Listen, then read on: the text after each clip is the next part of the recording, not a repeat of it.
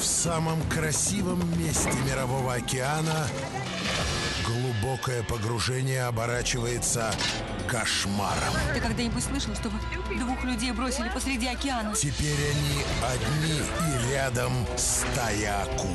Господи! Фильм основан на реальных событиях. Триллер «Открытое море». В это воскресенье в 20:00 на ДТВ.